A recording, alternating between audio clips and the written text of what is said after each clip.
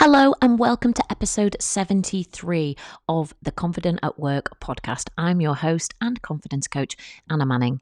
And today we're talking about celebrating and celebrations because we're celebrating at this time of year. Well, certainly in my life, in my world, we're celebrating this time of year.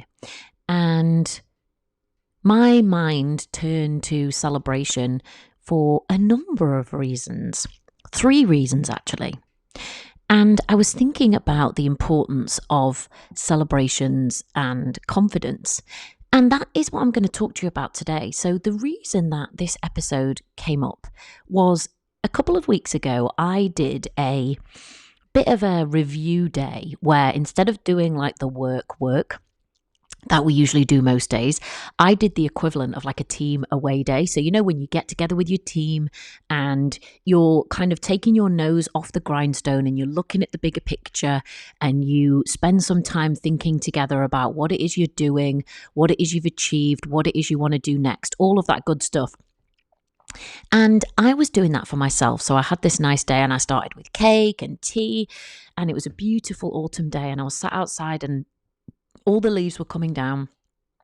And I realised that normally on a team away type day, right, there's only me and the team at this point, but normally in my old life, in my old job where I did have a team, I would always start that kind of day with celebration. And that celebration would be, look what we've done, look what we've achieved, look where we've improved, look at the skills that we've built, look at the relationships that we've built. And there's a good reason for starting those days with celebration. And if you're ever doing a day like that, I'm going to encourage you to start with celebration too, because it gives everyone the pause that you need to actually take a bit of stock and look at what have we actually done really well this year and what have we actually achieved. Because most of the time in the day-to-day doing, you're always looking at, oh, I haven't done this or I haven't done that, or this is next or this is that. There's always something looming in front of you. But there are those rare moments where you get to actually take stock and be like, actually, yeah, some of this deserves celebrating. And so to take the time to do it is so lovely at the beginning of a day like that. Plus, psychologically, it's great because it gets people in a happy, relaxed, celebratory state, which is great for the kind of thinking that you're going to do later, the creativity, and gives you the motivation to, want to do more and carry on. So it's sound psychologically, but it's also sound from a bonding perspective in your team. And so I found myself doing that on my solo team away day, and it was great. I wrote celebration in the beginning of the paper, and then I thought about all the things that I'd done this year, all the things that the business had achieved, all the people that we'd worked with, all the people that we've trained on confidence. I say we, me and the business. And all of the one-to-one clients that I'd worked with, the digital confidence course that I'd built, all of the other suppliers that I'd worked with, all of the tax that I've been able to pay. I see that as a privilege to have a business that can generate some extra that can go back into the community and society. And so there were actually loads of things to celebrate. And it kind of surprised me, because I kind of thought I had my eye on that kind of thing. And I really realised that I didn't. And so to put my eyes solely on celebrating what I'd done with the business and with my work during the year, it was just a really lovely moment. And it totally energised me and inspired me for the rest of the day. So that was the first thing that got me thinking about celebration and confidence.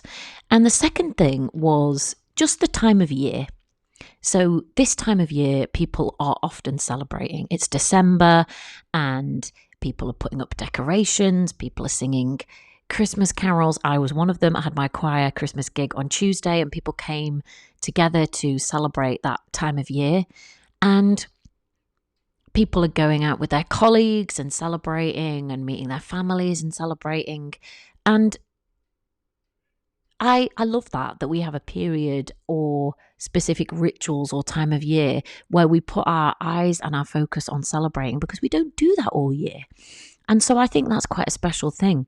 And the third thing that made me do this episode and think about celebrating was last week I went to the memorial service for a friend of mine, Imogen. And the memorial service was really a celebration of Imogen's life and of her legacy and of her presence in the world, and a celebration centered around the things that she'd done and who she was and who she'd impacted.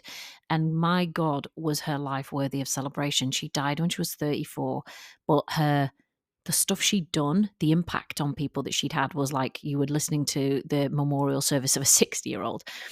And it really was celebratory.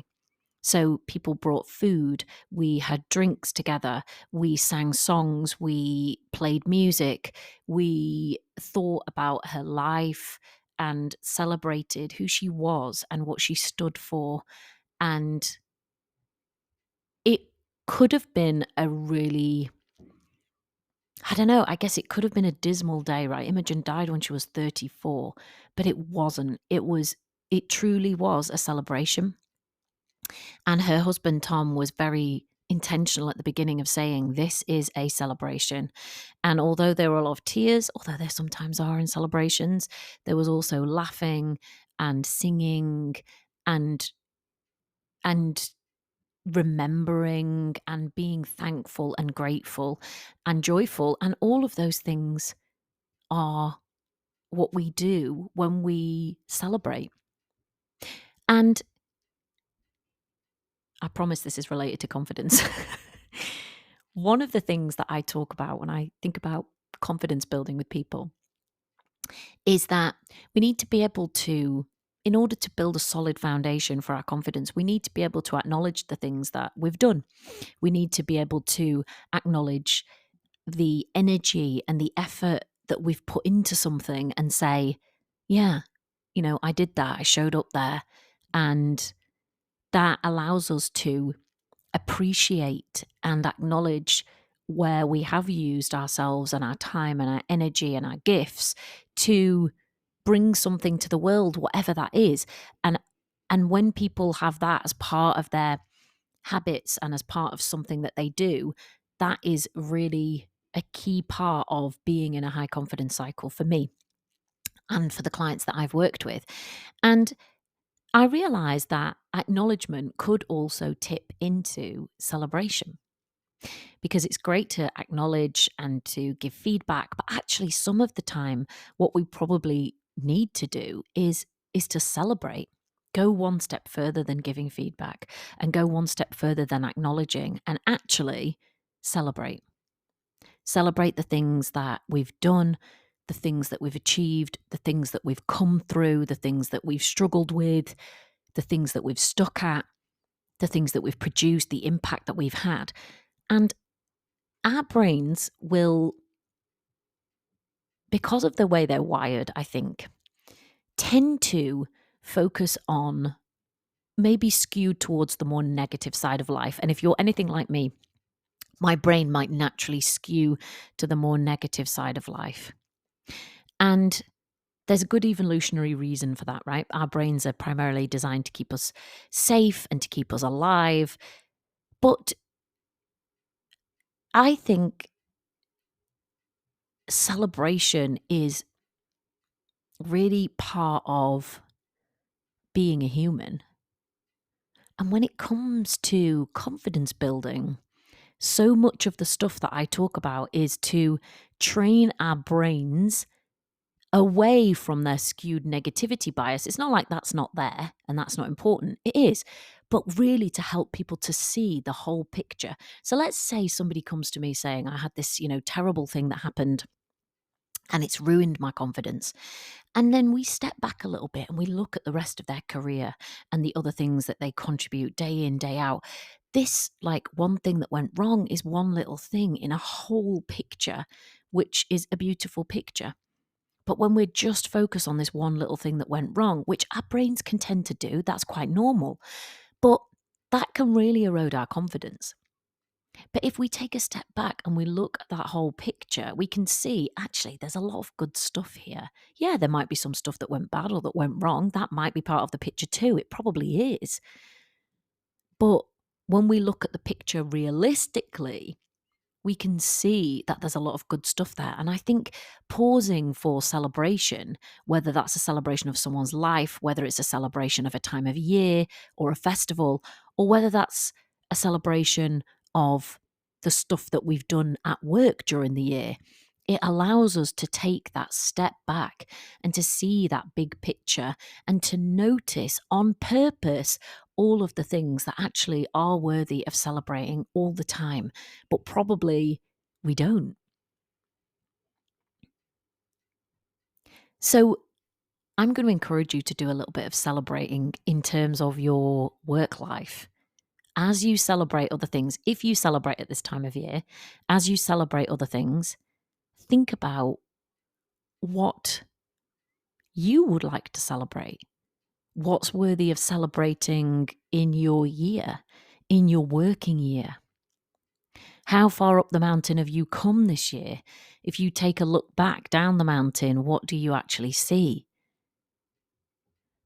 Have things changed? Have you developed? Have you developed other people? Have you developed services? Have you produced work? Have you impacted people's lives? Unless you take some proper time to pause and do a little bit of celebrating, you might not really notice those things.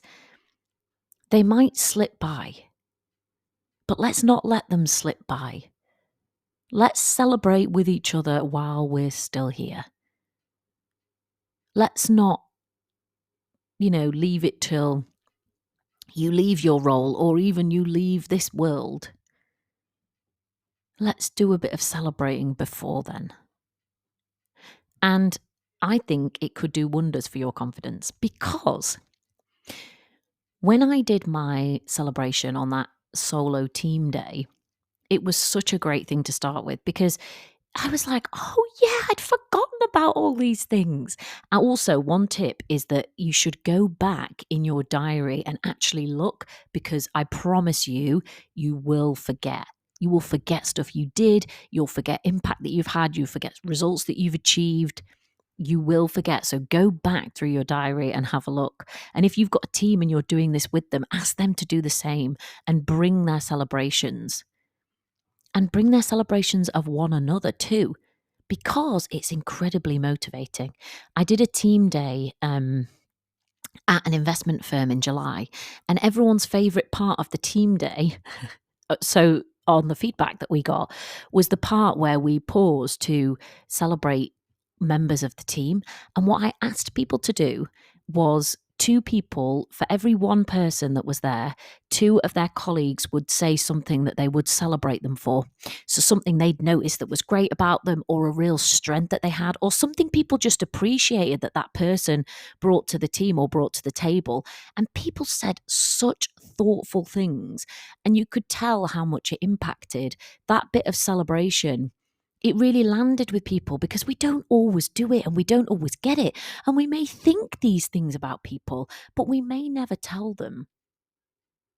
I bet that a lot of people that were at that memorial service had never told Imogen half of the stuff that they thought, which they actually said in that memorial service. And I bet with that team I was working with on that team away day, I bet they'd probably never said to their colleague, this is something I would celebrate about you. But in that moment, we paused and they did it. And it was so nice. It was so motivating. It was so encouraging. And for people to be recognized and celebrated for the things that their strengths and the stuff that they do well and the energy that they bring and the effort that they put in, I think they're deserving of that. But also, it boosts people's confidence. So I tried to look at the science of celebrating when I was doing this episode, and I like to go down research rabbit holes when I'm doing these podcast episodes and just in general. But a lot of it was sort of quite generic that I found in terms of celebration. And then I went down this rabbit hole looking at different traditional Japanese celebrations and how they have impact on the family. And then I was like, okay, I'm way away from where I should be right now. But there was one really interesting study I looked at, which was, it was a piece of software, I guess. It was like an app that had been developed. And this app required employees within teams to spend 1 minute each day thinking about what they had achieved and what they would celebrate from that particular day. Now, you might think, well, there's not really that much worth celebrating in a given day, but because people were asked the question, they did it and they found things. And what they noticed was that the act of doing that, because they had a control group which didn't do it, and they noticed increased engagement, dedication, and positivity, and increased overall well-being. And this was self-reported by the people that were doing this, 1 minute a day celebration. And that was literally all that they were doing differently. So the science seems to back it up. But I don't think we almost don't need that research, and we don't need that science to tell us what we instinctively know. We like to celebrate. We like to, even if some of us feel that it's embarrassing, we like to be celebrated. We like to celebrate with other people. It strengthens social bonds. It increases motivation. So, what are you celebrating? And maybe you're like me, and maybe you work solo. So, could you sit down with a piece of paper? And I wrote a big celebrations in the middle of it, and I also listened to that song. Celebrate good times, come on. I haven't got any copyright for that, so yeah. And think about, what would you like to celebrate? What have you done this year? What have you put your energy and effort and your time into? And just brainstorm. And what you might find is that the more you do, the more you find you're like, oh yeah, I forgot about this and I forgot about that. And by the end, you'll be singing. You're like, yeah, I did loads of stuff that's worth celebrating this year. And maybe if you work with other people, maybe you work in a small team, maybe you work in a big team, could you intentionally do some celebration, which isn't just about going out and eating, crap turkey or drinking too much mulled wine? Maybe you could also spend a little bit of time together. Yeah, sure, eat some mince pies while you do it, but celebrating the work of your team and the work of the individuals within it. I promise you it will help boost their confidence. And maybe if you're in a management team, I've seen management teams do this in away days, and I think they're even less likely to do it than a normal team or a department, because they're all supposed to be very serious and yes, we're managing everything. But guess what? You still need it, and you could still benefit from it. So if you're in a management team, could you suggest, actually, I think we need to do a little bit of celebration, and not just celebration going out and partying together. Yeah, that's great. But maybe also some intentional time to think about what we've done and what we would like to celebrate for our organization, for ourselves, for each other.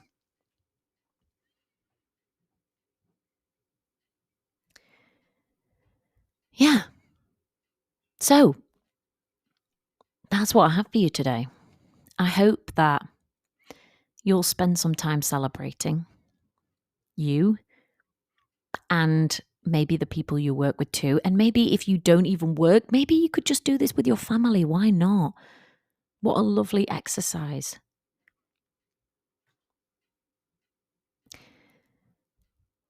So I have one more thing for you today, and there is a link in the show notes. If you want to grow your confidence next year, because you're probably turning your attention now to 2024, then the best place for you to start is by taking my free online quiz. And what that quiz will do is it will take you through a series of questions designed to figure out exactly why your confidence is where it is right now. And then in your personalized results, it'll tell you what you actually need to do, what you need to work on, what you need to think about in order to grow your confidence. And I can promise you that celebrating is one of the things that will probably help. So go and take that quiz. The link is in the show notes. Find out what you can do in 2024. Also, we are hosting a live Grow Your Professional Confidence class in the first, I think it's the first week of January. Anyway, I will also leave a link in the show notes to that. Come, sign up, join the class live, or you can get the replay in your inbox and really start the year off on a good footing. Okay, that's all I have for you this week. I'll see you next week. Bye.